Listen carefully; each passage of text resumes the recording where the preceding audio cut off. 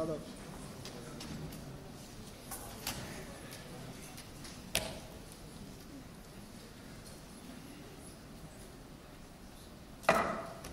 Разкажете ми някоя друга история, майстор Лютиче. Каква дълга нощ само?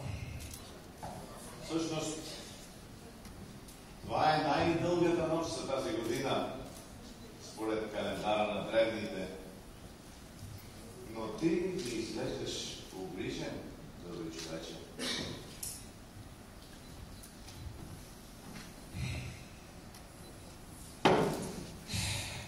Войната скоро ще достигне до нашия край. А само преди година никой не подозираше, че Нюргатската империя може така лесно да премаже всички кралства в Темерия, но... Кой е това? Ео, Лютиче. Привет и на теб, Йорвет. Йорвет? Героят? Елфът бунтовник. Спасителят на всички дриади, елфи и джуджета. Героят на всички не хора.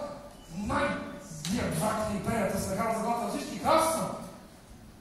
Просто обикновен борец за свобода. Но за вас, господине, се пеят песни, разказват се легенди. Половината измислени от ловци на глави и невежи селяни, останалите дело на имперската пропаганда. Ще ти разкажа нещо, което малцина са чували, добри човече.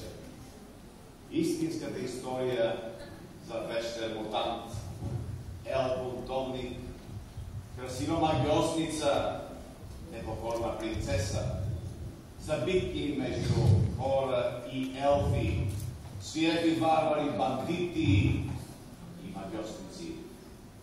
Всичко започна преди една година.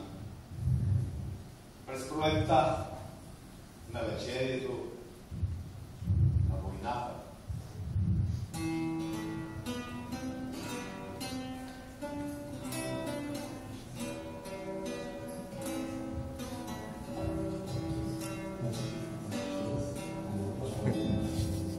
Горичката сега, към средата на деня, без тързан стоеше, а към дънера едва стар приятел и другар, ел